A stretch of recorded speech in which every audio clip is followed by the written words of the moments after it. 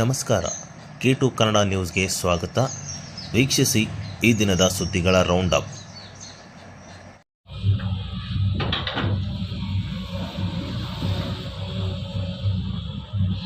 ರಾಯಚೂರು ಜಿಲ್ಲಾಡಳಿತ ಮತ್ತು ಮಹಾನಗರ ಪಾಲಿಕೆ ಸಂಯುಕ್ತಾಶ್ರಯದಲ್ಲಿ ಇಂದು ನಗರದ ಅಂಬೇಡ್ಕರ್ ವೃತ್ತದಲ್ಲಿರುವ ಐತಿಹಾಸಿಕ ರಾಜಕಾಲುವೆ ಸ್ವಚ್ಛತೆಗೆ ಚಾಲನೆ ನೀಡಲಾಯಿತು. ಐತಿಹಾಸಿಕ ಕಂದಕ ಹಾಗೂ ರಾಜಕಾಲುವೆಯಲ್ಲಿ ಸಾರ್ವಜನಿಕರು ಗುಟ್ಟಾಗಿ ಕಸವನ್ನು ಹಾಕುತ್ತಿದ್ದರು. ಇದರಿಂದ ನೀರು ಸರಾಗವಾಗಿ ಹರಿಯಲಾಗದೆ ದುರ್ನಾರ್ಧ ಹೆಚ್ಚಾಗಿತ್ತು. ಈ ಹಿನ್ನೆಲೆಯಲ್ಲಿ ಕಳೆದ 2 ದಿನಗಳಿಂದ ಈ ಒಂದು ಕಾಲುವೆ ಸ್ವಚ್ಛತೆಗೆ ಸಮೀಕ್ಷೆ ಮಾಡಿ ಎಂದು ಸ್ವಚ್ಛತಾ ಕಾರ್ಯಕ್ಕೆ ಚಾಲನೆ ನೀಡಲಾಯಿತು. 2 ಈಟಾಚಿ ಮೂಲಕ ಈ ಒಂದು ರಾಜಕಾಲುವೆಯನ್ನು ಸ್ವಚ್ಛಗೊಳಿಸಲಾಗುತ್ತಿದೆ. ಈ ವೇಳೆ ಕಾಲುವೆ ಸ್ವಚ್ಛತೆ ಕೆಲಸ ವೀಕ್ಷಣೆ ಮಾಡಿದ ಮಹಾನಗರ ಪಾಲಿಕೆ ಹಿರಿಯ ಸದಸ್ಯ ಜಯಣ್ಣ ಅವರು ಮಾತನಾಡುತ್ತಾ, ಜಿಲ್ಲಾ ಆಡಳಿತ ಮತ್ತು ಮಹಾನಗರ ಪಾಲಿಕೆ ಜಂಟಿಯಾಗಿ ಸ್ವಚ್ಛತೆಗೆ ಮುಂದಾಗಿದ್ದು ಸಂತೋಷದ ವಿಚಾರ. ಈ ಮೂಲಕ ನಗರದ ಸೌಂದರ್ಯೀಕರಣಕ್ಕೆ ಪಾಲಿಕೆ ಬದ್ಧವಾಗಿದೆ ಎಂದು ಪ್ರದರ್ಶಿಸುತ್ತಿದೆ. ಇನ್ನು ಸ್ವಚ್ಛಗೊಳಿಸುತ್ತಿರುವ ಕಂದಕದಲ್ಲಿ ಮತ್ತೆ ಯಾರಾದರೂ ಕೂಡ ಕಸವನ್ನು ಹಾಕಬಾರದು ಎಂದು ಸಾರ್ವಜನಿಕರಲ್ಲಿ ಮನವಿ ಮಾಡಿಕೊಂಡರು.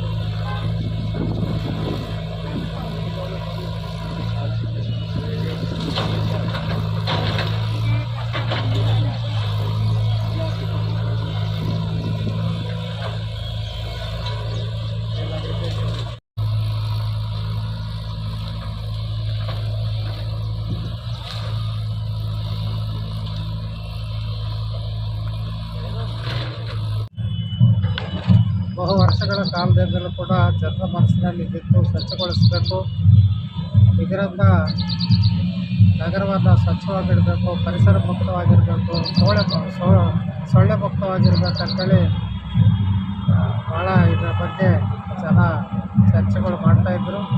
ಅದರಂತೆ ಜಿಲ್ಲಾಧಿಕಾರಿಗಳು, ಜಿಲ್ಲಾಡಳಿತ ಮತ್ತು ನಿತೀಶ್ ಕುಮಾರ್ ಅವರು ಮತ್ತು ಪಾಲಿಕೆ ಆಯುಕ್ತರಕ್ಕಂಥ ಜಮೀರವರು ಮತ್ತು ಪಾಲಿಕೆ ಅಧ್ಯಕ್ಷರಾದಂಥ ಸಹೋದರಿ ನರಸಿಂಹ ಬಾಡಿಗೆರವರು, ಸಾದಿ ಸಮೀರವರು ಮತ್ತು ಇಡೀ ಕೌನ್ಸಿಲ್ ಈ ಬಗ್ಗೆ ಆಲೋಚನೆ ಮಾಡಿ ಇವತ್ತು ಇದನ್ನು ಶುದ್ಧಗೊಳಿಸಬೇಕು. ಆ ಮೂಲಕ ಏನು ಇಡೀ ಜಿಲ್ಲೆ ನಮ್ಮದು ಈ ಕಡೆ ಇದೆ, ರಾಯಚೂರು ಕೇಂದ್ರ ಸ್ಥಾನದ ಇಡೀ ಜಿಲ್ಲೆ ಬಹುಭಾಗ ಈ ಪ್ರದೇಶದಲ್ಲಿ ಇರೋದರಿಂದ ಇಲ್ಲಿ ಬರುವಂಥ ಏನು ಪ್ರವಾಸಿಗರಿದ್ದಾರೆ, ಟ್ರಾವೆಲಿಂಗ್ ಪಬ್ಲಿಕ್ ಇದ್ದಾರೆ ಬಸ್ ಸ್ಟ್ಯಾಂಡಿಗೆ, ಮತ್ತು ಬೇರೆ ಬೇರೆ ಊರುಗಳಿಂದ ಬಂದಂಥವ್ರು ಈ ದುರ್ವಾಸನೆಗೆ ಹೋಗು ಮುಚ್ಚಿಕೊಂಡು ಹೋಗುವಂಥ ಪರಿಸ್ಥಿತಿ ಇತ್ತು. ಇಂಥ ಒಂದು ವಾತಾವರಣದಿಂದ ಮುಕ್ತ ಮಾಡಬೇಕಂತೇಳಿ ಇವತ್ತು ಜಿಲ್ಲಾಡಳಿತ ಪಾಲಿಕೆ ಜಂಟಿಯಾಗಿ ಇವತ್ತು ಈ ಕಾಮಗಾರಿಯನ್ನು ಸ್ವಚ್ಛಗೊಳಿಸುವಂಥ ಕೆಲಸವನ್ನು ಹಾಕ್ಕೊಂಡಿದ್ದು. ಇದು ಐತಿಹಾಸಿಕವಾದಂಥ ಇದು ರಾಜರ ಮಹಾರಾಜರ ಕಾಲದಲ್ಲಿ ಕೋಟೆ ಸುತ್ತಲೂ ಏನು ರಕ್ಷಣಾತ್ಮಕ ಕೆಲಸಕ್ಕಾಗಿ ಮಾಡಿರುವಂಥ ಈ ಕಂದಕವನ್ನು ಸ್ವಚ್ಛಗೊಳಿಸಬೇಕು. ಆ ಮೂಲಕ ಮಕ್ಕಾ ದರ್ವಾಜ ಸುಂದರೀಕರಣಕ್ಕೆ ಒಂದು ಪ್ರಾರಂಭವನ್ನು ಕೊಡಬೇಕು ಅನ್ನೋ ಕಾರಣಕ್ಕಾಗಿ ಇವತ್ತು ಇದನ್ನು ನಾವು ಮಾಡ್ತಾಯಿದ್ದೀವಿ. ಖಂಡಿತವಾಗಿ ಕೂಡ ಇದು ಜನರ ಸಹಭಾಗಿತ್ವದಿಂದ ಮಾತ್ರ ಸಾಧ್ಯ. ನಾವು ಸ್ವಚ್ಛಗೊಳ್ತೀವಿ, ಜನ ಊರಿನ ಕಸ ಎಲ್ಲ ತಂದು ಇದರಲ್ಲಿ ಹಾಕ್ತಾರೆ. ಜನರು ಕೂಡ ಇವತ್ತು ಆಲೋಚನೆ ಮಾಡಬೇಕು. ಸ್ವಚ್ಛಗೊಳಿಸಿದಂಥ ಈ ಪ್ರದೇಶವನ್ನು ಸ್ವಚ್ಛವಾಗಿಡುವಂಥ ಕರ್ತವ್ಯವನ್ನು ಜನ ಇವತ್ತು ಅವರ ಸಹಭಾಗಿತ್ವದಿಂದ ಮಾತ್ರ ಸಾಧ್ಯ ಆಗ್ತದೆ. ಜನರ ಮನಸ್ಸಿನಲ್ಲಿ ಬರಬೇಕು.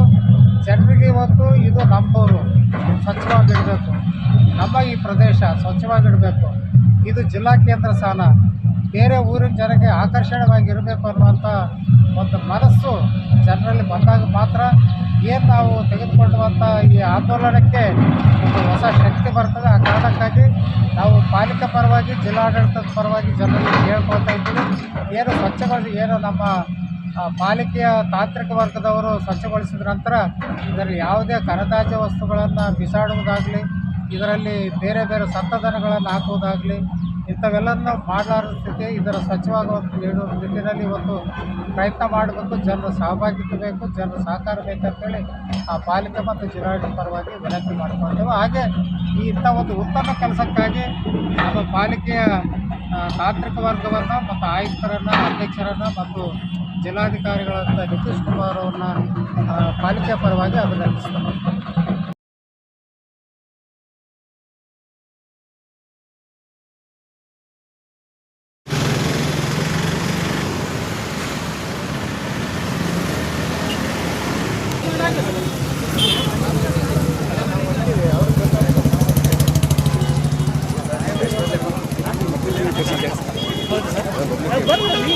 ಕ್ರೈಸ್ತ ವಸತಿ ಶಾಲೆಗಳ ಕಾಯಂ ನೌಕರರ ಸಮಸ್ಯೆಯನ್ನು ಪರಿಷ್ಕರಿಸುವ ಮೂಲಕ ನೌಕರರ ವೃತ್ತಿ ಬೇಡಿಕೆಗಳ ಈಡೇರಿಕೆಗೆ ಆಗ್ರಹಿಸಿ ವಸತಿ ಶಾಲೆಗಳ ನೌಕರರ ಸಂಘದ ಪದಾಧಿಕಾರಿಗಳು ಅಂಬೇಡ್ಕರ್ ವೃತ್ತದಲ್ಲಿ ಸಂವಿಧಾನಾತ್ಮಕ ಮೌನ ಪ್ರತಿಭಟನೆ ನಡೆಸಿದರು.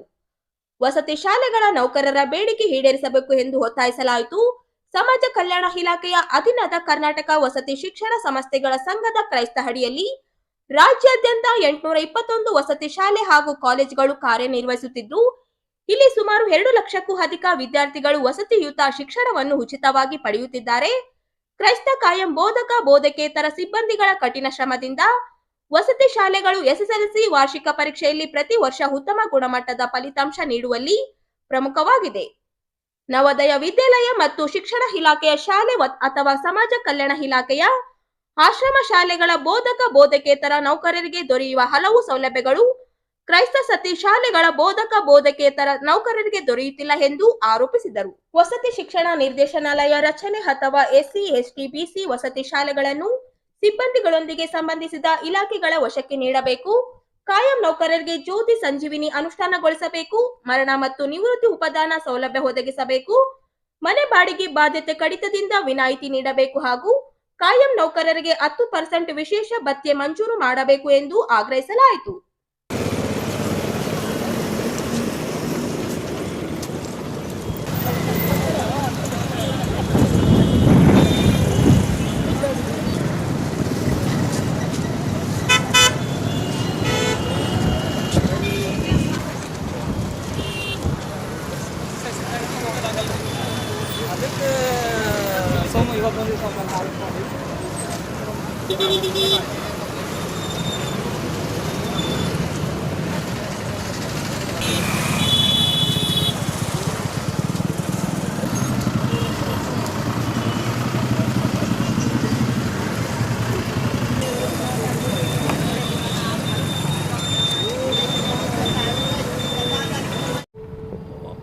ಇವಾಗ ನಮ್ಮ ಕರ್ನಾಟಕ ವಸತಿ ಶಿಕ್ಷಣ ಸಂಸ್ಥೆಗಳ ಅಡಿಯಲ್ಲಿ 823 ವಸತಿ ಶಾಲೆಗಳಿದಾವೆ. ನಮ್ಮ ರಾಯಚೂರು ಜಿಲ್ಲೆಯಲ್ಲಿ 35 ವಸತಿ ಶಾಲೆಗಳಿದಾವೆ. ನಮ್ಮೆಲ್ಲರದು ಒಂದೇ ಬೇಡಿಕೆ ಏನಪ್ಪ ಅಂದರೆ ವಸತಿ ಶಿಕ್ಷಣ ಸಂಸ್ಥೆಗಳ ಸಂಘ ನಿರ್ದೇಶನಾಲಯ ಬೇಕು. ಯಾಕಂದರೆ ಬೇರೆ ಸರ್ಕಾರಿ ನೌಕರಿಗಿರ್ತಕ್ಕಂಥ ಸವಲತ್ತುಗಳು ನಮಗಿಲ್ಲ. DCRG ಆಗಿರ್ಬೋದು ಮತ್ತು KGID ಆಗಿರ್ಬೋದು, ಬಹಳಷ್ಟು ತಾರತಮ್ಯ ಇರೋದ್ರಿಂದ ನಮ್ಮೆಲ್ಲರದು ಒಕ್ಕಲಿನ ಬೇಡಿಕೆ ಏನಪ್ಪ ಅಂದರೆ ನಿರ್ದೇಶನಾಲಯ ಆಗಬೇಕು. ನಿರ್ದೇಶನಾಲಯ ಆದರೆ ನಮಗೆ ಸಿಗ್ತಕ್ಕಂಥ ಸರ್ಕಾರದಿಂದ ಸಿಗ್ತಕ್ಕಂಥ ಎಲ್ಲ ಸವಲತ್ತುಗಳನ್ನು ನಮ್ಗೆ ಸಿಗ್ತವೆ ಅಂತಕ್ಕಂಥದ್ದು. ಈ ದಿನ 26, 27, 28 ಫ್ರೀಡಮ್ ಪಾರ್ಕ್ನಲ್ಲಿ ಬೆಂಗಳೂರಲ್ಲಿ ನಾವು ಪ್ರತಿಭಟಿಸಿದ್ವಿ. ಹಾಗೂ ಕೂಡ ನಮಗೆ ಯಾವುದೇ ರೀತಿಯಾದ ಆದೇಶ ಸಿಗಲಿಲ್ಲ. ಆದೇಶ ಸಿಗೋವರೆಗೂ ನಮಗೆ ಒಂದು ಭರವಸೆ ಸಿಗೋವರೆಗೂ ಅನಿರ್ದಿಷ್ಟ ಅವಧಿ ಜಿಲ್ಲಾ ಹಂತದಲ್ಲಿ ಮಾಡಬೇಕಂತೇಳಿ ನಮ್ಮ ರಾಜ್ಯ ಸಂಘದಿಂದ ನಿರ್ದೇಶನ ಇತ್ತು. ಅದೇ ರೀತಿಯಾಗಿ 28, 29 ಏನಪ್ಪ ಅಂದರೆ ಇವಾಗ ಕಪ್ಪು ಬಟ್ಟೆ ಧರಿಸ್ಕೊಂಡು ಶಾಲೆಯಲ್ಲೇ ಪ್ರತಿಭಟನೆ ಮಾಡಿದ್ವಿ. ಈಗ ಇವತ್ತು 31ನೇ ತಾರೀಕು ಅಂಬೇಡ್ಕರ್ ವೃತ್ತದಿಂದ ಹಿಡಿದು ಮಾನ್ಯ ಜಿಲ್ಲಾಧಿಕಾರಿಗಳ ಕಚೇರಿವರೆಗೂ ಪಾದಯಾತ್ರೆ ಮೂಲಕ ಮೌನ ಪ್ರತಿಭಟನೆ ಮಾಡಿ ಮಾನ್ಯ ಮುಖ್ಯಮಂತ್ರಿಗಳಿಗೆ ಮನವಿ ಮಾಡ್ತಕ್ಕಂಥ ಕೆಲಸ ನಮ್ಮ ಸಂಘದಿಂದ ಮಾಡ್ತಾ ಇದ್ದೀವಿ. ಇದು ಒಂದೇ ಬೇಡಿಕೆ ಏನಪ್ಪ ಅಂದರೆ ಎಲ್ಲ ನಮ್ಮ ಸಂಘಟನೆಗಳದ್ದು ಒಂದೇ ಒಂದು ಬೇಡಿಕೆ ಏನಪ್ಪ ಅಂದರೆ ಕರ್ನಾಟಕ ವಸತಿ ಶಿಕ್ಷಣ ಸಂಸ್ಥೆಗಳ ಸಂಘ ನಿರ್ದೇಶನಾಲಯ ಆಗಬೇಕು. ನಮ್ಗೆ ಸರ್ಕಾರಿ ಸವಲತ್ತುಗಳು ಎಲ್ಲ ಸಿಗಬೇಕಂತಕ್ಕಂಥದ್ದು ನಮ್ಮೆಲ್ಲರ ಒಂದು ಬೇಡಿಕೆ. Shrishail Nayak, ಜಿಲ್ಲಾಧ್ಯಕ್ಷರು, RSCA.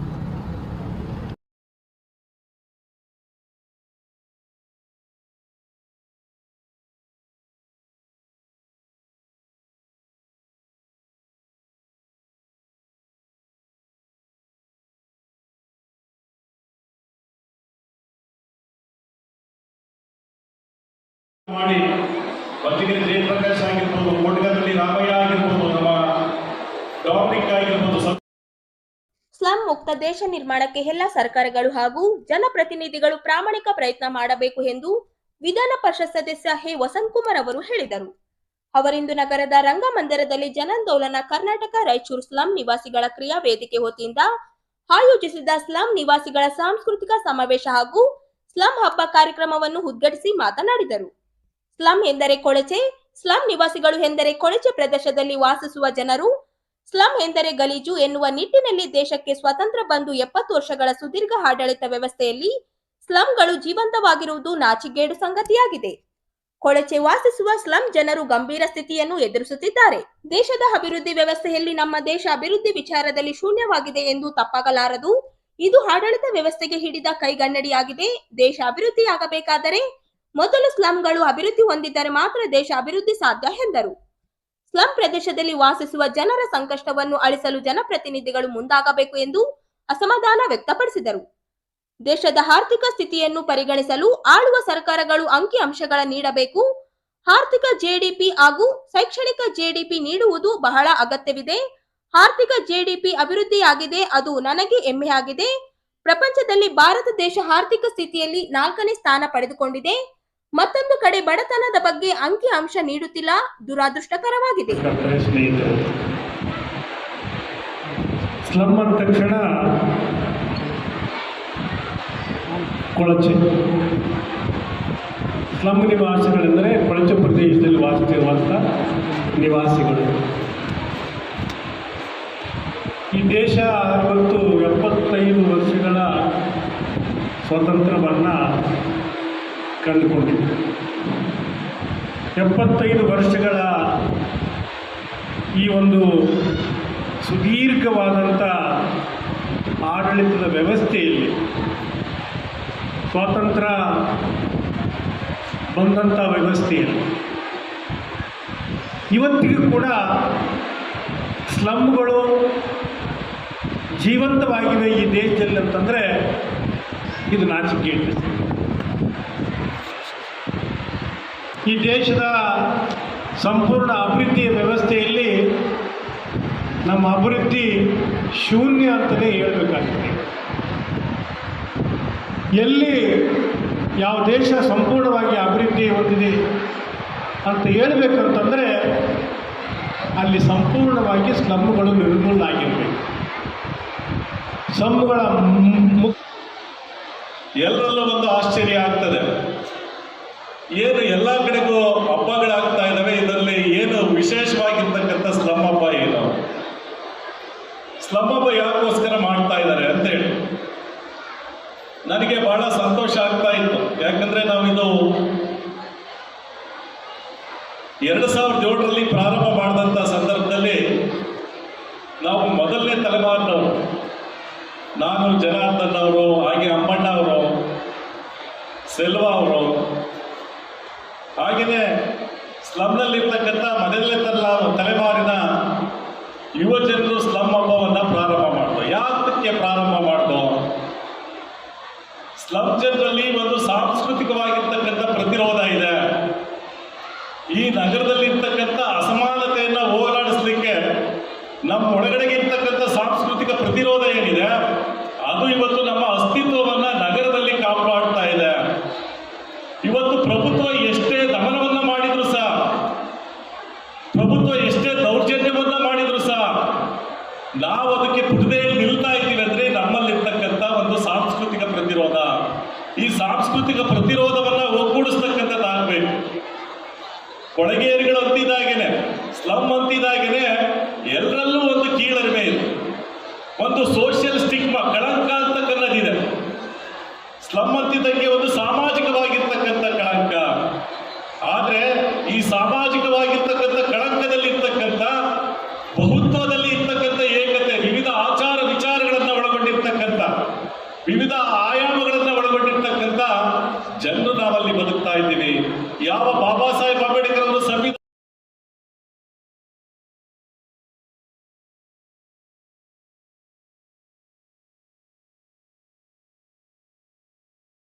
Doctor B R Ambedkar ಅವರನ್ನು ಚುನಾವಣೆಯಲ್ಲಿ ಸೋಲಿಸಿದ್ದು ಡಾಂಗೆ ಮತ್ತು ಆರ್ಎಸ್ಎಸ್ನ ಸವರ್ಕರ್ ಕಾರಣ ಎಂದು ಪ್ರಿಯಾಂಕಾ ಖರ್ಗೆ ಅವರ ಆರೋಪ ಸುಳ್ಳು ಎಂದು ಡಾಕ್ಟರ್ ಅಂಬೇಡ್ಕರ್ ಪೀಪಲ್ಸ್ ಪಾರ್ಟಿ ಸಂಸ್ಥಾಪಕರು ದೇವಮಿತ್ರ ಅವರು ಹೇಳಿದರು.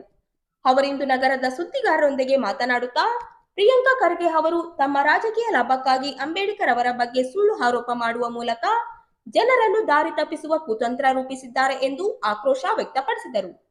ಇತ್ತೀಚೆಗೆ ಛಲವಾದಿ ನಾರಾಯಣಸ್ವಾಮಿ ಅವರು ಅಂಬೇಡ್ಕರ್ ಸೋಲಿಗೆ ಕಾಂಗ್ರೆಸ್ ಕಾರಣ ಎಂದು ಅವರ ನಿರಾಧಾರ ಎಂದು ಆರೋಪ ಮಾಡಿದರು. ಇದಕ್ಕೆ ಪ್ರತಿಕ್ರಿಯಿಸಿದ ಪ್ರಿಯಾಂಕಾ ಖರ್ಗೆ 1952ರಲ್ಲಿ ಅಂಬೇಡ್ಕರ್ ಅವರು ಮಿತ್ರ ಕಮಲಕಾಂತ್ ಅವರಿಗೆ ಬರೆದ ಪತ್ರದಲ್ಲಿ ನನ್ನ ಸೋಲಿಗೆ ಡಾಂಗೆ ಮತ್ತು ಆರ್ಎಸ್ಎಸ್ನ ಸವರ್ಕರ್ ಕಾರಣ ಎಂದು ಉಲ್ಲೇಖಿಸಿದ್ದಾರೆ. ಆದರೆ ಅವರ ಆರೋಪ ಸಂಪೂರ್ಣ ಸುಳ್ಳು. ಅಂಬೇಡ್ಕರ್ ಸೋಲಿಗೆ ಆಗಿನ ಕಾಂಗ್ರೆಸ್ ಅಭ್ಯರ್ಥಿ ಕಾಜರೋಲ್ಕರ್ ನಾರಾಯಣ ಸಾಡೋಬಾ ಅವರು ಕಾರಣರಾಗಿದ್ದಾರೆ. 1952 ಜನವರಿ 3ರಂದು ದೇಶದ ಮೊದಲ ಲೋಕಸಭಾ ಸಾರ್ವತ್ರಿಕ ಚುನಾವಣೆಯಲ್ಲಿ ಅಂಬೇಡ್ಕರ್ ಅವರು ಮುಂಬೈ ಉತ್ತರ ಕ್ಷೇತ್ರದಿಂದ ಮೀಸಲು ಅಭ್ಯರ್ಥಿಯಾಗಿ ಸ್ಪರ್ಧಿಸಿದರು. ಪ್ರತಿಸ್ಪರ್ಧಿಯಾಗಿ ಕಾಂಗ್ರೆಸ್ ಅಭ್ಯರ್ಥಿ ಕಾಜರೋ ನಾರಾಯಣ ಸಾಡೋಬಾ ಅವರು 14,561 ಮತಗಳಿಂದ ಜಯಗಳಿಸಿದರು ಎಂದು ದಾಖಲೆ ಸಮೇತ ಮಾಧ್ಯಮಗಳಿಗೆ ನೀಡಿದರು. ತಪ್ಪು ಅರ್ಥ ಬೀಸುತ್ತಾ ಇದೆ ಸಮಾಜದಲ್ಲಿ ಅಂತಕ್ಕಂಥ ವಿಚಾರವಾಗಿ ಅದನ್ನು ನಾವು ಸ್ಪಷ್ಟೀಕರಣ ಕೊಡೋದ್ರ ಜೊತೆಗೆ ಆ ಒಂದು ಇಬ್ಬರ ಮಧ್ಯದಲ್ಲಿ ನಡೀತಕ್ಕಂಥ ಒಂದು ಜಾತಿಯ ವೈಷಮ್ಯ, ಅದು ರಾಜಕಾರಣಿ ವೈಷಮ್ಯ ಅಲ್ಲ. ಆ ಒಂದು ಹಿನ್ನೆಲೆ ಇಟ್ಕೊಂಡು ನಾವು ಸಹ ಆ ಒಂದು ಬಾಬಾ ಸಾಹೇಬ್ ಅಂಬೇಡ್ಕರ್ ಅವ್ರಿಗೆ ಸೋಲಿಗೆ ಯಾರು ಕಾರಣರು, ಅವರು ಡಾಂಗೆ ಮತ್ತು ಸಾವರ್ಕರ್ ಅಂತಕ್ಕಂಥದ್ದು ಆರೋಪ ಮಾಡಿದ್ದಾರೆ ಮಲ್ಲಿಕಾರ್ಜುನ ಪ್ರಿಯಾಂಕಾ ಖರ್ಗೆ ಅವರು. ಆ ಸಂಬಂಧಪಟ್ಟಾಗೆ ನಾನು ದಾಖಲೆಗಳನ್ನು ಸದನದಲ್ಲಿ ಮಂಡಿಸ್ತಾ ಇದ್ದೇನೆ. ತಾವು ತಾಕತ್ತಿದ್ದರೆ BJP ಅವರು ಮತ್ತು ಛಲವಾದಿ ನಾರಾಯಣಸ್ವಾಮಿ ಅವರು ತಮ್ಮ ಸ್ಥಾನಕ್ಕೆ ರಾಜೀನಾಮೆ ಕೊಟ್ಟು ರಾಜಕೀಯ ನಿವೃತ್ತಿ ಹೊಂದಬೇಕು ಅಂತಕ್ಕಂಥ ಒಂದು ಅವ್ರ ಮೇಲೆ ಗಂಭೀರವಾದಂಥ ಆರೋಪವನ್ನು ಮಾಡಿರ್ತಕ್ಕಂಥದ್ದು. ಅದನ್ನು ನಾವು ಕಳೆದ ದಿನಗಳಿಂದ ನಾವು ಈ ಒಂದು ಸಮಾಜದಲ್ಲಿ ಒಬ್ಬರು ಕಾಂಗ್ರೆಸ್ ಪಕ್ಷದವರು ಮತ್ತು ಒಬ್ಬ BJP ಪಕ್ಷದಲ್ಲಿರ್ತಕ್ಕಂಥ ವ್ಯಕ್ತಿಗಳು ಸಮಾಜಕ್ಕೆ ಬಾಬಾ ಸಾಹೇಬ್ ಅಂಬೇಡ್ಕರ್ ಅವರ ಒಂದು ನೈಜ ಅವ್ರ ಸಿದ್ಧಾಂತ, ಒಂದು ರಾಜಕೀಯ ಸಿದ್ಧಾಂತ ಏನಿತ್ತು ಅನ್ನೋದ್ರ ಬಗ್ಗೆ ಅವ್ರು ಹೇಳೋದ್ರಲ್ಲಿ ಅವರಿಬ್ಬರು ರಾಜಕೀಯ ವ್ಯಕ್ತಿಗಳಿದ್ರು ಸಹ ವಿಫಲಗೊಂಡಿದ್ದಾರೆ ಅಂತಕ್ಕಂಥ ಇವತ್ತು ಈ ಸಂದರ್ಭದಲ್ಲಿ ನಾನು ಪತ್ರಿಕೆ ಮುಖಾಂತರ ಹೇಳಬೇಕು ಇಷ್ಟಪಡ್ತಾ ಇದ್ದೀನಿ. ಈಗ ಮುಂದಿನ ಈ ಡಾಂಗೆ ಮತ್ತು ಸಾವರ್ಕರ್ ಅವರ ಬಾಬಾ ಸಾಹೇಬ್ ಅಂಬೇಡ್ಕರ್ ಅವರ ಯಾವ ಸಂದರ್ಭದಲ್ಲಿ ಅದರ ಬಗ್ಗೆ ಆ ಪತ್ರದ ವಿವರಣೆಯಾಗಿ ನಮ್ಮ ಪಕ್ಷದ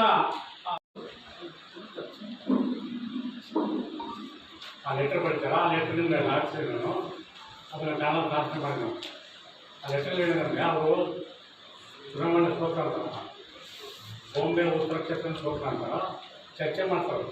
ಚರ್ಚೆ ಮಾಡಿದ ವಿಷಯನ ಕೆಲವು ಮಂದಿ ಹೇಳ್ತಾರೆ. ಅದರಲ್ಲಿ ಆ ಸಂಘಟನೆಗಳು ಮತ್ತು ಸಂಘಟಕರು ಅಂತ ಇಬ್ಬರು ವ್ಯಕ್ತಿಗಳು ಅವ್ರು ಚರ್ಚೆ ಮಾಡಿ ಬಾಬಾ ಸಾಹೇಬ್ ಹೇಳ್ತಾರೆ ಈ ವಿಷಯದಲ್ಲಿ. ಮತ್ತು ಪಾಟೀಲು ಮತ್ತು ಡಾಂಗೆ ಇಬ್ಬರು ಒಳ ಒಪ್ಪಂದ ಮಾಡಿಕೊಂಡು ಕೇಳಿ ನಿಮಗೆ ಓಟ್ ಹಾಕಿಸ್ಲಿಕ್ಕೆ ಹಿನ್ನಡೆ ಮಾಡಿಕೊಂಡು ನಿಮ್ಮನ್ನು ಸೋಲಿಸಿದಾರ ಅಂತ ಅವರು ಬಾಬಾ ಸಾಹೇಬ್ ಹೇಳ್ತಾರೆ. ಈ ವಿಷಯವನ್ನು ಬಾಬಾ ಸಾಹೇಬರು ಅವ್ರ ಫ್ರೆಂಡಿಗೆ ಬೆಳಿತಾರೆ. ಇವ್ರು ಏನಂತಾರೆ, ಪ್ರಿಯಾಂಕರ್ಗೆ ಸಾವರ್ಕರ್ ಅವರು ಸೋಲಿಸ್ಯಾರ ಅಂತ. ಸಾವರ್ಕರ್ ಅವರು ಆ ಚುನಾವಣೆ ಲೀಡ್ ಕೊಡ್ತಾರೆ. ಸಾವರ್ಕರ್ ಅವರು ಅಭ್ಯರ್ಥಿ ಅಲ್ಲ, ಅವರು ಯಾವ ಪಕ್ಷನೂ ಇಲ್ಲ ಅಂದರೆ ಸಾವರ್ಕರ್ ಯಾಕೆ ತರ್ತಾರೆ ಇವರು, ಯಾಕಂತ ರೆಫರ್ ಮಾಡ್ತಾರೆ ಸಾವರ್ಕರ್ ಅವರು. ನಮ್ಮ ಬಾಬಾ ಸಾಹೇಬರು ಪಾಕಿಸ್ತಾನ ಅಲ್ಲ, ಪಾಕಿಸ್ತಾನ ಬಗ್ಗೆ ಇರ್ತಾವೆ, ಇದು ಕಾಶ್ಮೀರ ಬಗ್ಗೆ ತಿಳಿಸ್ಕೊಟ್ಟಿರ್ತಾರೆ. ಆ ಸಂದರ್ಭದಲ್ಲಿ ಅವಾಗ ಬಾಬಾ ಸಾಹೇಬ್ ನಿಲ್ಲೋಕ್ಕೆ ಸಾವರ್ಕರ್ ಡಾಂಗೆ ಮತ್ತು ಕಾಂಗ್ರೆಸ್ ಅವರೆಲ್ಲ ಅಪೋಸ್ ಮಾಡಿರ್ತಾರೆ. ಮತ್ತು ಸಾವರ್ಕರ್ನು ನಮಗೆ ವಿರೋಧ ಮಾಡಿರ್ಬೋದು ಅಂತ ನೋಡಿ ಕ್ಲಿಯರ್ ಕಟ್ಟಾಗಿ ಹೇಳ್ತಾರೆ ಅವರು. ಬಟ್ ಪಾಟೀಲ್ ಮತ್ತು ಇವ್ರು ಯಾರು ಡಾಂಗೆ ಒಳ ಒಪ್ಪಂದ ಮಾಡ್ಕೊಂಡು ಓಟ್ ಹಾಕಿಲ್ಲ ಅಂತ, ಯಾಕಂದರೆ ಜಾಯಿಂಟ್ ಓಟ್ ಇರ್ತಾವಲ್ಲ, ಜಾಯಿಂಟ್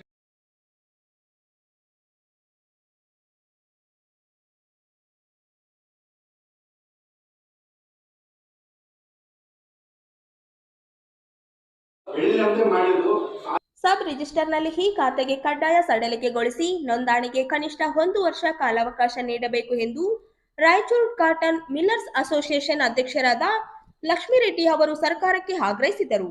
ಅವರಿಂದು ನಗರದ ಸುದ್ದಿಗಾರರೊಂದಿಗೆ ಮಾತನಾಡುತ್ತಾ, ಸರ್ಕಾರ ಈ ಖಾತಾ ಕಡ್ಡಾಯಗೊಳಿಸಿರುವುದರಿಂದ ನೋಂದಣಿಗೆ ಇಂಡಸ್ಟ್ರಿಯಲ್ ಕಂಪನಿಗಳಿಗೆ ತೀವ್ರ ತೊಂದರೆಯಾಗುತ್ತಿದೆ ಎಂದರು.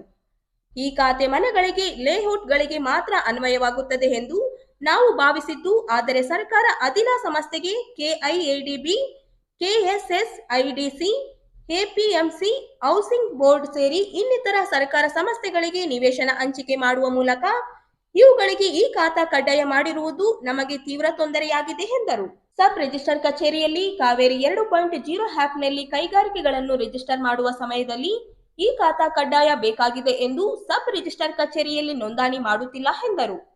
ಇದರಿಂದ ಸರ್ಕಾರದ ಬೊಗಸಕ್ಕೆ ಬರುವ ಕಂದಾಯ ನಷ್ಟವಾಗುತ್ತದೆ. ಈ ಖಾತಾ ಕಡ್ಡಾಯದಿಂದ ತೀವ್ರ ಸಮಸ್ಯೆ ಗುರಿಯಾಗಿದ್ದೇವೆ ಎಂದರು. ಯುವತಿಯರಿಗೆ ಮತ್ತು ಯುವಕರಿಗೆ ಉದ್ಯೋಗ ನೀಡಲು ಸಾಧ್ಯವಾಗುತ್ತಿಲ್ಲ ಎಂದರು. ಇದರಿಂದ ಏನಾಗ್ತದೆ ಅಂದರೆ ಸಡನ್ ಆಗಿ ನಮಗೆ ಈ ಖಾತೆ ತಗೋಬೇಕಂದ್ರೆ ಈಗ ನಮ್ಮ ನಗರ ಪಾಲಿಕೆ ಸಬ್ಮಿಟ್ ಮಾಡಿದ್ದಾರೆ ಕೆಲವು, ಆದರೂ ಅದು ಆಗ್ತಾ ಇಲ್ಲ. ಯಾಕಂದರೆ ಅವ್ರಿಗೆ ಅಪ್ಡೇಟ್ ಮಾಡಬೇಕು, GPS ಮಾಡಬೇಕು, ಅವೆಲ್ಲ ಭಾಳ ಕಷ್ಟ ಆಗಿದೆ. ಇದರಿಂದ ನನ್ನ ಉದ್ದೇಶ ಏನಂದರೆ ಸರ್ಕಾರಕ್ಕೆ ಮನವಿ ಮಾಡಿದ್ದೇನೆ. ಈಗಾಗಲೇ ಕೃಷ್ಣ ಬೈರೇಗೌಡ ಸಾಹೇಬರಿಗೆ ಮತ್ತು ಎಂ ಬಿ ಪಾಟೀಲ್ ಸಾಹೇಬರಿಗೆ, ಪ್ರಿನ್ಸಿಪಲ್ ಸೆಕ್ರೆಟರಿ ಅವರಿಗೆ ಎಲ್ಲರಿಗೂ ಮನವಿ ಪತ್ರ ಮುಖ್ಯಮಂತ್ರಿಗಳು ಕೂಡ ಕೊಟ್ಟು ಬಂದೀನಿ. ಏನಂತಂದರೆ ಈ ಗೌರ್ಮೆಂಟ್ ಸಂಸ್ಥೆಗಳಿಂದ ಏನು ಅಲಾಟ್ಮೆಂಟ್ ಆಗಿರ್ತಾವ ಅದಕ್ಕೆ ಈ ಖಾತಾ ಕಡ್ಡಾಯವಾಗಿ ಇಲ್ಲ ತೆಗಿಬೇಕಂತ ನನ್ನ ಉದ್ದೇಶ. ನಾವು ಯಾಕೆ ತೆಗಿಬೇಕಂದ್ರೆ ಇವಾಗ ಒಂದು ಗೌರ್ಮೆಂಟ್ KADB ಅಂದರೆ ಗೌರ್ಮೆಂಟ್, ಈ ಮುನ್ಸಿಪಲ್ ನಗರಸಭೆ ಅಂದರೆ ಗೌರ್ಮೆಂಟ್, ಸಬ್ ರಿಜಿಸ್ಟರ್ ಅಂದ್ರೆ ಗೌರ್ಮೆಂಟ್. ಈ ಗೌರ್ಮೆಂಟ್ ಸಂಸ್ಥೆಗೆ ನಾವು ಈ ಖಾತೆ ಕೇಳಿದ್ರೆ ನಂಬಿಕೆ ಇರಲಾರ್ದಂಗೆ ಆಗ್ತದೆ, ಆ ಸಂಸ್ಥೆಗೆ ನಂಬಿಕೆ ಇರಲಾರ್ದಂಗೆ ಆಗ್ತದೆ. ಆದ ಕಾರಣ ಇವು ಕೆಲವು 5-6 ಸಂಸ್ಥೆಗಳಿದ್ದಾವ, ಅಲ್ಲಿಂದ ಅಲಾಟ್ಮೆಂಟ್ ಆಗಿತ್ತು. ಅವರೇ ಪ್ರಮಾಣ ಪತ್ರ ಕೊಟ್ಟರೆ ಅದು ರಿಜಿಸ್ಟರ್ ಮಾಡಬೇಕು ಸಬ್ ರಿಜಿಸ್ಟರ್ನಲ್ಲಿ ಅಂತ ಸಬ್ ರಿಜಿಸ್ಟರ್ ಕೋರಿದಾಗ ಸಬ್ ರಿಜಿಸ್ಟರ್ ಅವ್ರು ಏನಂತ ಇಲ್ಲ ನನಗೆ ಈ ಖಾತೆ ಬೇಕು ಅಷ್ಟೇ. ನಾವು ಅದು ಕೂಡ ಕೇಳಿದ್ವಿ, ನೀವು ಕಡ್ಡಾಯವಾಗಿ ಸರ್ಕಾರದಿಂದ ಎಲ್ಲಕ್ಕೂ ಈ ಗೌರ್ಮೆಂಟ್ ಸಂಸ್ಥೆಗಳಿಗೂ ಮತ್ತು ಪ್ರೈವೇಟ್ ಲೇಔಟ್ಗಳಿಗೂ ಈ ಖಾತಾ ಇದ್ರೆ ಮಾತ್ರ ಮಾಡಬೇಕಂತ ಏನಾದ್ರು ಆದೇಶ ಇತ್ತಂದರೆ ಅದಕ್ಕೆ ಯಾವುದೇ ರಿಪ್ಲೈ ಕೊಡ್ತಾ ಇಲ್ಲ. ಆದ ಕಾರಣ ಇಲ್ಲಿ ನಗರಸಭೆಯಲ್ಲಿ ನಾವು ಟೈಮ್ ಸಿಗಬೇಕಂದ್ರೆ ಕಮಿಷನರ್ ಅವರು ಸಿಗಲ್ಲ. ನಾವು ಎಷ್ಟು ಇದಕ್ಕೆ ಏನೋ ಮೆಮೊರಂ ಕೊಡ್ಬೇಕಂದ್ರೆ ಅದಕ್ಕೆ ಸ್ಟೇಟ್ ಲೆವೆಲಲ್ಲಿ ಎಲ್ಲ ಮಿನಿಸ್ಟ್ರಿಗಳಿಗೆ ನಾನು ಕೊಟ್ಟು ಬಂದಿದ್ವಿ. ಇದರಿಂದ ಭಾಳಷ್ಟು ತೊಂದರೆ ಆಗಿದೆ. ಯಾಕಂದ್ರೆ ನಮ್ಮ ಇಂಡಸ್ಟ್ರಿ ಇವಾಗ ಸೀಸನ್ ಬಂದಾಯಿತು, ನೆಕ್ಸ್ಟ್ ಸೀಸನ್ ಚೆನ್ನಾಗ್ತದೆ.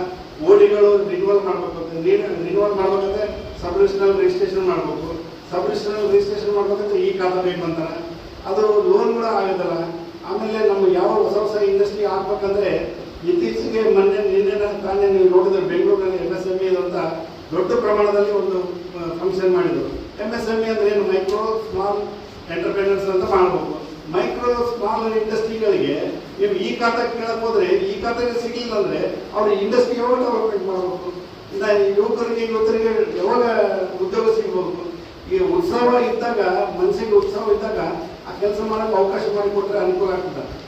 ಈ ಖಾತಾ ತಗೊಳ್ಳೋದೇನು ಒಳ್ಳೇದು, ಆದರೆ ಇದಕ್ಕೆ ಒಂದು ಟೈಮಿಂಗ್ ಕೊಡ್ಬೇಕು. ಕನಿಷ್ಠ 1 ವರ್ಷದ ತನಕ ಟೈಮಿಂಗ್ ಕೊಡೋದು ಗೌರ್ಮೆಂಟ್ ಸಂಸ್ಥೆಗಳಿಗೆ, ಲೇಔಟ್ಗಳಿಗಲ್ಲ, ಪ್ರೈವೇಟ್ ಲೇಔಟ್ಗಳಿಗಾಗಲಿ, ಪ್ರೈವೇಟ್ ಆಸ್ತಿಗಳಿಗಾಗಲಿ ನೀವು ಯಾವಾಗಾದರೂ ನೀವು ಕಂಟಿನ್ಯೂಷನ್ ಮಾಡಿ. ಇದಕ್ಕೆ ಮಾತ್ರ 1 ವರ್ಷ ಅವಧಿ ಕೊಡಬೇಕಂತ ನಾವು ಸರ್ಕಾರಕ್ಕೆ ಮನವಿ ಮಾಡಿದ್ವಿ. ಇದರಿಂದ ಬಹಳಷ್ಟು ತೊಂದರೆ ಆಗಿದೆ ಇಂಡಸ್ಟ್ರಿಯವರಿಗೆ. ದಯವಿಟ್ಟು ಇದನ್ನ ದೊಡ್ಡ ಪ್ರಮಾಣದಲ್ಲಿ ನಮ್ಮ ರಾಜ್ಯ ಸರ್ಕಾರಕ್ಕೆ ಮುಟ್ಟಬೇಕಂತ ತಮ್ಮೆಲ್ಲರಲ್ಲಿ ಕೋರುತ್ತೇನೆ. ಅದಲ್ಲದೆ ಇತ್ತೀಚಿನ ದಿನಗಳಲ್ಲಿ ಸಾಕಷ್ಟು ನಮ್ಮ ಇಂಡಸ್ಟ್ರಿಗಳಿಗೆ ನೀರಿನ ಕೊರತೆ ಇದೆ, ಕುಡಿಯೋ ನೀರಿನ ಬಗ್ಗೆ ಭಾಳ ಕೊರತೆ ಇದೆ. ಭಾಳ ದಿವಸದಿಂದ ಗೋತ್ರ ಸಾಹೇಬರು ಅವರು ಎಲ್ಲ ಒಂದು ಸಭೆಗೂ ಮಾಡಿದ್ರು ಇಂಡಸ್ಟ್ರಿಯಲ್ ಮಿನಿಸ್ಟರ್ ಹತ್ರ. ಆದರೆ ಇಲ್ಲ ಅಧಿಕಾರಿಗಳು ಸರಿಯಾಗಿರುವ ಕಾರಣಕ್ಕೆ ಅದು ಯಾವುದೋ ನೀರು ಆಗ್ತಾ ಇಲ್ಲ. ಅವರು ಅಷ್ಟು ಅನುದಾನ ಕೊಟ್ಟರು ಕೂಡ ನೀರಿನ ಕೆಲಸ ಆಗಲಿಲ್ಲ. ಇದು ಭಾಳಷ್ಟು ಇಂಡಸ್ಟ್ರಿಯಲ್ ಗ್ರೋತ್ ಸೆಂಟರ್ಗಾಗಲಿ, ಇಂಡಸ್ಟ್ರಿಯಲ್ ರೋಡ್ ಇಂಡಸ್ಟ್ರಿಗಾಗಲಿ, ಮನ್ಸರಾಪುರ ರೋಡ್ಗಾಗಲಿ, ಕಲ್ರಾವ್ ರೋಡ್ಗಾಗಲಿ ಸಾಕಷ್ಟು ತೊಂದರೆ ಇದೆ. ಇದು ಏನಾಗ್ತದೆ ಅಂದ್ರೆ ರಾಯಚೂರು ಏನು ಬೆಳವಣಿಗೆ ಆಗ್ಬೇಕಂದ್ರೆ ಎಲ್ಲ ಫೆಸಿಲಿಟೀಸ್ ಇದ್ದರೆ ಮಾತ್ರ ಬೆಳವಣಿಗೆ ಆಗ್ತದೆ. ಇಂಡಸ್ಟ್ರಿ ಬಂದರೆ ಎಲ್ಲರಿಗೂ ಉದ್ಯೋಗ ಸಿಗ್ತದೆ, ಪ್ರೈವೇಟ್ ಆಗಲಿ ಎಕ್ಸ್ಟರ್ನ್ ಆಗಲಿ ಉದ್ಯೋಗ ಸಿಗ್ತದೆ. ಅದರಿಂದ ಇದು ಮುಖ್ಯವಾಗಿ ನಾವು ಎಲ್ಲ ಸರ್ಕಾರಕ್ಕೆ ಇದು MSME ಮಾಡಬೇಕು. ಕೇಂದ್ರ ಸರ್ಕಾರ, ರಾಜ್ಯ ಸರ್ಕಾರ ಈ ಉದ್ಯೋಗ ಸಿಗಲಿ ಮತ್ತು ನಮ್ಮ ಇಂಪ್ಲಿಮೆಂಟ್ ಎಕನಾಮಿಕ್ ಭಾಳ ಬೆಳೆದಂತೆ ಮಾಡಿದ್ರು. ಆದ ಕಾರಣ ಇದನ್ನ ಈ ಖಾತನ್ನು ಗೌರ್ಮೆಂಟ್ ಸಂಸ್ಥೆಯಿಂದ ಡ್ರಾಪ್ ಮಾಡಿದರೆ ಈ ಆಟೋಮೆಟಿಕ್ ಆಗಿ ಎಲ್ಲ ಒಳ್ಳೇದಾಗ್ತದೆ ಅಂತ ನಾನು ಈ ಸಂದರ್ಭದಲ್ಲಿ ತಿಳಿಸ್ತಾ ಇದ್ದೀನಿ.